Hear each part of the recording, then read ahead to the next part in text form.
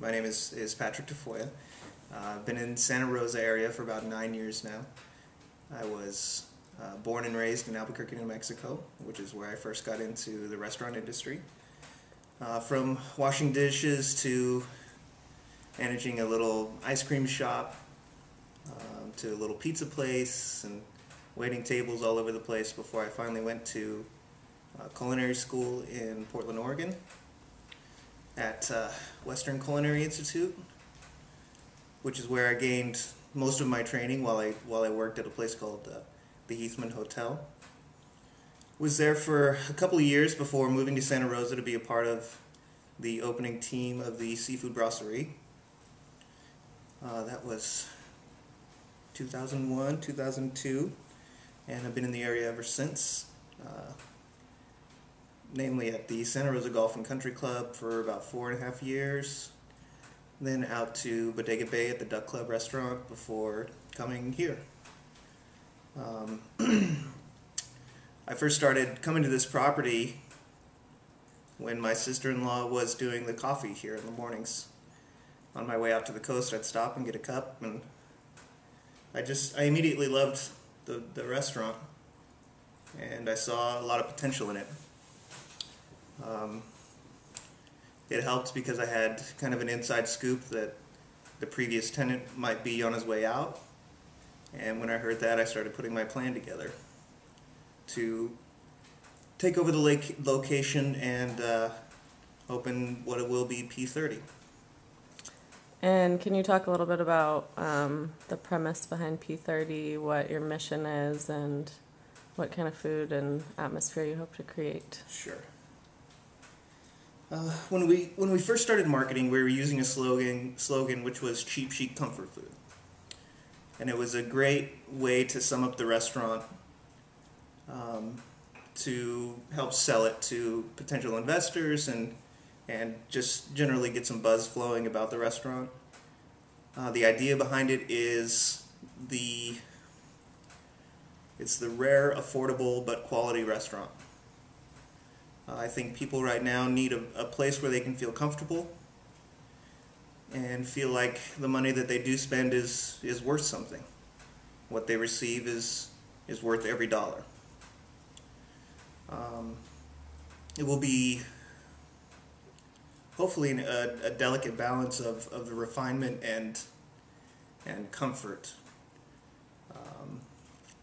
We hope to blend the two worlds with the quality of service, the quality of food, and create an atmosphere where people, like I said, feel comfortable and want to hang out and spend their money. And are you going to be taking the role of executive chef, and your wife will do front of house? Is that kind of I'm primarily going to handle both roles, actually. Okay. My wife owns her own company as well, so we have 2 children. So that alone is fairly demanding on us. My wife hopes to be as much a part of the restaurant as she can be. But like I said, with her own company, with the 2 kids, we're not sure exactly how much she'll be able to be here. She wants to be here, and she's been a huge part of getting us this far. I will be functioning as executive chef and front of the house manager, at least to start. There's potential to bring someone on in the future, but we don't plan to right now. And what is the company that your wife owns? It's Deluxe Modern Design Company. Okay.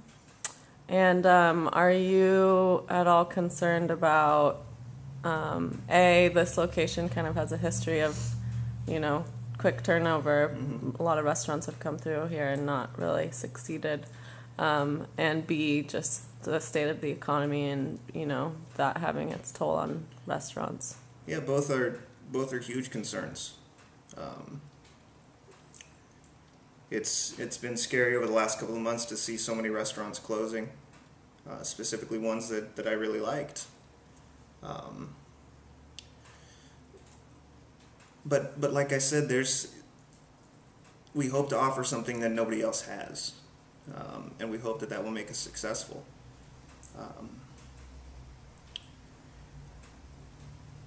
It's really scary, to be honest with you. There's a lot of money invested in this, and there's a lot of ourselves invested in it, and but we're willing to take that risk because we believe in what we're trying to accomplish. And are you planning to utilize the farm out here? Is that where a lot of your produce is going to come from, or? Eventually it will. The gentleman who owns the property, his name is Mark Farmer. His son is currently finishing his master's degree in Some kind of agricultural in studies. agricultural science or something to that effect. And when he returns from his schooling, he'll start to manage the garden a little more heavily. Okay. Right now it's been underutilized and just kind of sat there for a while. Eventually they'll start planting custom plantings for the restaurant, and we'll build a relationship that way. So yeah, we will use it as much as we possibly can. And until then? Until then, we're going to be using as many local purveyors as possible. Like I said, I've been in the area for a long time, so I'm really familiar with some of the smaller guys that aren't well utilized. I've built fairly strong relationships with a lot of the local ranchers and farmers, and we hope to continue that.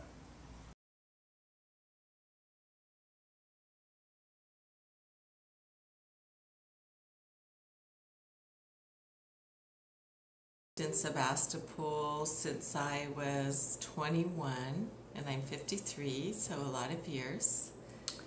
And can you talk a little bit about how you've seen the community change over that time, and especially with respect to the restaurants that have come and gone?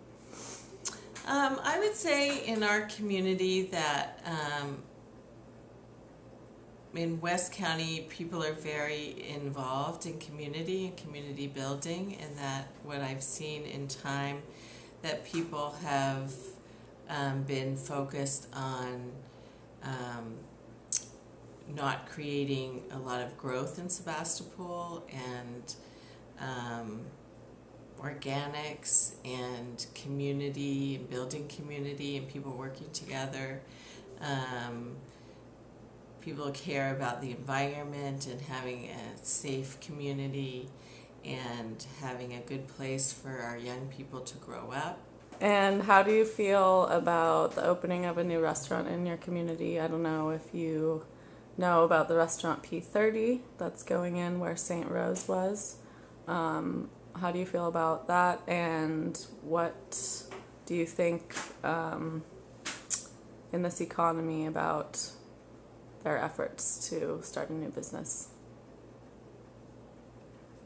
Well, I think in this economy right now, someone opening a new business, it's pretty bold and pretty, in my opinion, risky.